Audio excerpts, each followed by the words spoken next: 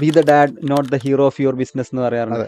അങ്ങനെയൊക്കെ പറയാറുണ്ടെങ്കിൽ പോലും എൻ്റെ ബിസിനസ്സിൻ്റെ മെയിൻ അട്രാക്ഷൻ ഞാനായിരിക്കണം. അങ്ങനെ ചിന്തിക്കുന്ന, അല്ലെങ്കിൽ എല്ലാ കാര്യത്തിലും ഇപ്പം ഈവൻ ഒരു പ്രോഗ്രാമിന് വരുന്ന കേക്ക് ഏത് ഡിസൈനിലായിരിക്കണം എന്ന് പോലും ഞാൻ ഡിസൈഡ് ചെയ്യണമെന്ന് ചിന്തിക്കുന്ന ഒരുപാട് ഓൺടർപ്രണേഴ്സ് ഇപ്പോഴും ഉണ്ട്. Be the dad not the hero എന്ന് പറയുന്ന സമയത്ത് സ്വാഭാവികമായിട്ട് ആളുകൾ ചിന്തിക്കുന്ന സംഭവം അത് ബിസിനസിന്റെ അച്ഛനാവണം എന്നുള്ളതാണ്. അതൊന്നുമല്ല സംഭവം. സ്വാഭാവികമായിട്ടും ഈ ഡാഡ് എന്ന് പറയുന്ന കൺസെപ്റ്റ് എന്ന് പറയുന്നത് ഡെലിഗേറ്റ്, ഓട്ടോമേറ്റ് ആൻഡ് ഡെവലപ്പ് എന്നാണ്. അതായത് നിങ്ങളെ ബിസിനസിനെ എപ്പോഴും ഡെലിഗേറ്റ് ചെയ്യാം.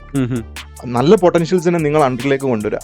നിങ്ങളെക്കാളും കഴിവുള്ള പൊട്ടൻഷ്യൽസിനെ നിങ്ങൾ എന്താക്കുക, ഹയർ ചെയ്യുക, നിങ്ങൾ അണ്ടറിലേക്ക് കൊണ്ടുവരാം. അവർക്ക് ചിലപ്പോൾ ഒരു ബിസിനസ് മാന്റെ കേപ്പബിലിറ്റി ഉണ്ടാവില്ല. നമ്മൾ ഫസ്റ്റ് ഡിസ്കസ് ചെയ്ത പോലെ ഒരു ഓൺടർപ്രണർ ആവാനുള്ള സ്കില്ല് ചിലപ്പോൾ ഉണ്ടായിക്കൊള്ളുന്നില്ല.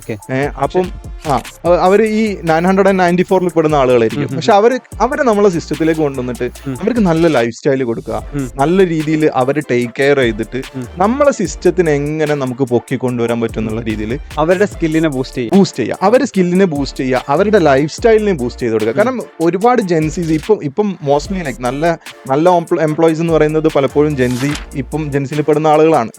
ഇവർക്ക് സാലറി ഒന്നല്ല മുഖ്യം. ലൈക്ക് അവർക്ക് നല്ല ലൈഫ് സ്റ്റൈൽ വരണം, അവരുടെ ജീവിതത്തിൽ നല്ല ലൈഫ് സ്റ്റൈലിനെ കൊണ്ടുവരാൻ പറ്റണം, അതിനെ എൻഗേജ് ചെയ്യിപ്പിക്കാൻ പറ്റണം. അതുപോലെ തന്നെ ഫാമിലിക്ക് നല്ല ലൈഫ് സ്റ്റൈൽ കൊടുക്കണം. ലൈക്ക് ആ ഒരു ഓറിയന്റേഷനിലാണ് പലപ്പോഴും ആളുകൾ എംപ്ലോയീസ് ഇപ്പം എന്താകുന്നത്, അവരുടെ ലൈഫ് മുന്നോട്ട് തന്നെ നിൽക്കുന്നത്.